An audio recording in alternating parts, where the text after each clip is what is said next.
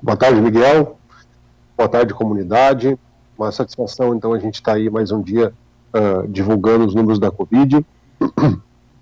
Os números que a gente tem para hoje, então, é o seguinte.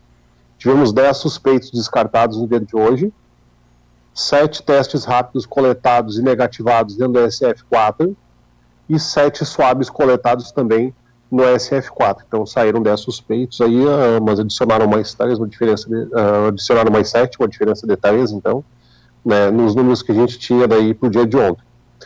Então, os números não são tão apreensivos, né? A gente achou até que ia ter um aumento aí nos últimos dias, mas se manteve nesse número aí mais reduzido um pouquinho.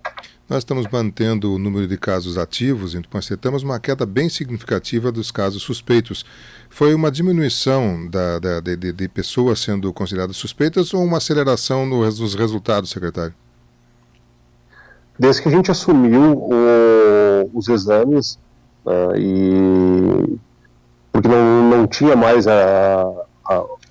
como contar com o Estado, né? Então a gente pegou e teve que assumir essa parte, e aí os exames começaram a chegar com uma certa agilidade maior. Então a gente tem bastante gente sendo liberada do isolamento aí por ter o teste ali em 2, 3 dias, né? Então o LACEN às vezes está levando de 10 a 15 dias, o que é um desrespeito com a pessoa. Pega uma pessoa aí que vai ficar 15 dias e sem saber se tá ou não tá, e se for o caso de estar positivo, ela se cura antes de ter o resultado.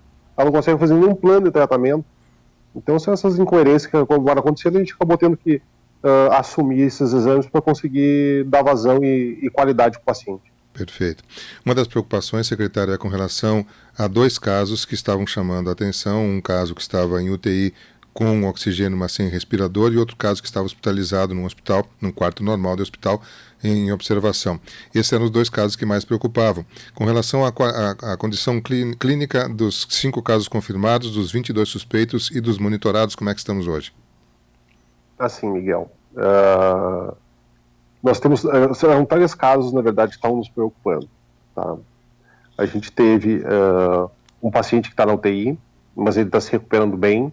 As notícias que eu tenho dele são ótimas, que ele está, embora com oxigênio, mas ele não está entubado, né? Então, isso é uma resposta positiva do organismo dele. A gente está torcendo para que se recupere bem, né? Então, nossa oração está com ele. Temos um paciente que está internado aí no HCBT, está se recuperando super bem também, né? Então, tá evoluindo. A gente acredita que em poucos dias ele já está de alta, né? E nós tivemos, na verdade, no dia de hoje, às 2 horas da manhã, tá, um óbito de um paciente suspeito. Não é confirmado, um paciente suspeito que aguarda resultado, né? Então, o paciente veio a óbito no HCBT, né? O paciente tem 63 anos, só que ele é suspeito, mas ele tinha um câncer avançado, né? E esse paciente, na verdade, já foi conversado com o Estado e tudo mais, né, dessa situação, né? Até porque, para o preenchimento do óbito, mais a causa primária acaba sendo o câncer, né? Então, não necessariamente se ele vem a positivar, ele vai ser considerado um paciente de Covid por causa do caso dele, né? Isso não é nós que colocamos, isso é do Estado, né, para ver a maior transparência dos números dos casos, né? Então esses casos, todos eles são conversados entre a vigilância epidemiológica de Tupaciretã e o Estado do Rio Grande do Sul. Perfeito. A gente lamenta essa morte e, claro, que fica a dor da perda, mas a expectativa agora é para sabermos como fica a condição desse óbito ser computado ou não na questão do Covid. Bem, secretário, eu quero agradecer ao senhor pela atenção aí, claro que esperamos que os números melhorem ainda mais para amanhã, torcendo para que tenhamos aí boas informações. Ficamos à disposição a qualquer instante, mas eu deixo o microfone à sua disposição se o senhor queira reforçar algum aspecto. O senhor tem normalmente solicitado as doações de nebulizadores, eu não sei se já atingiram aquele número necessário ou não, ou se outro tema o senhor quiser colocar, por favor, fique à vontade. Perfeitamente, Miguel. Agradecer a ti, agradecer as pessoas que vem doando os nebulizadores, né, e a gente pediu, lógico, para as meninas fazerem uma triagem daqueles pacientes que precisam mesmo. A gente até solicitou ao hospital ali que nos comunicasse dos pacientes que estão indo com criança com asma e tudo mais, porque esses problemas respiratórios acabam afetando as crianças normalmente no turno da noite ainda, né? Então já sair com criança doente é muito complicado, né? A minha mãe sempre contava que quando eu era criança eu tive bronquite asmática e era um horror e não tinha um carro, então a gente também se coloca no lugar das pessoas e as dificuldades que elas vêm passando. Então a gente vem agradecer aí todo mundo que está doando, todo o equipamento é necessário, né, justamente para ser uma coisa que a gente possa, ao longo dos anos, estar zerando, para as pessoas não tenham que se deslocar, né, justamente para fazer uma nebulização.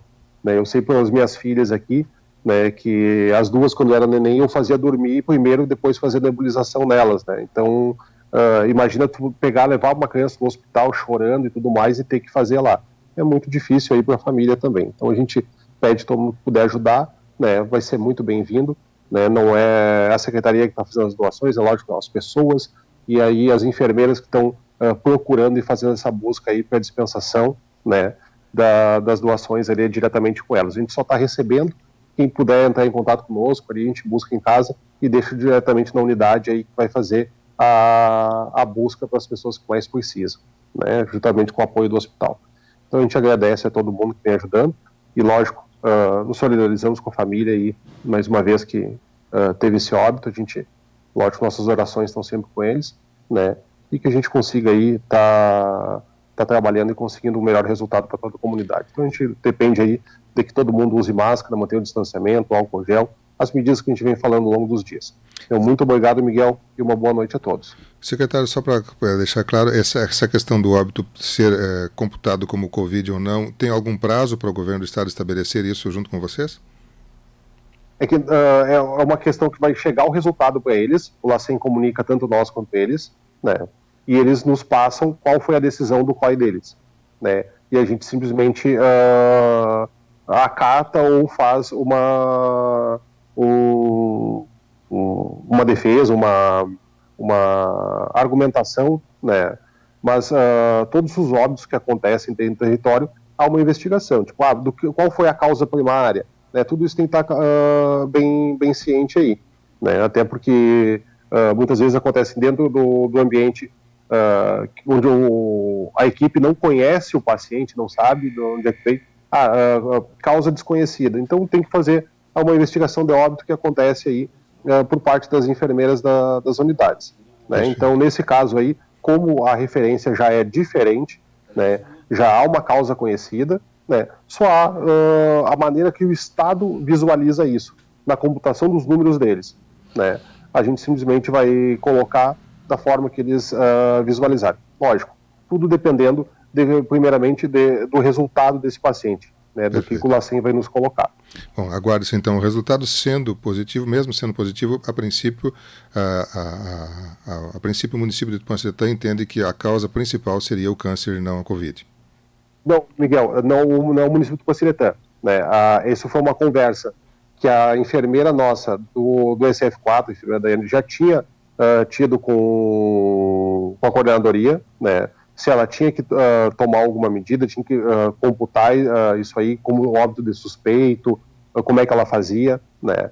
E aí eles comentaram, mas qual é o histórico clínico do paciente? Então, são normativas que eles estão colocando para nós e informações que eles estão passando, né? Então, foi isso que ela simplesmente me repassou. Então, olha, Ezequiel, eu falei com o pessoal da coordenadoria, né, ver como é que eu colocava o boletim, se eu tinha que salientar, né? E aí nos colocaram simplesmente que após a chegada dos dados, eles vão ver justamente porque a causa primária era um câncer avançado, né, e o paciente vinha se tratando. Então, é como o Estado visualiza, não como nós. Nós simplesmente acatamos ali a maneira do Estado avaliar, né? Perfeito.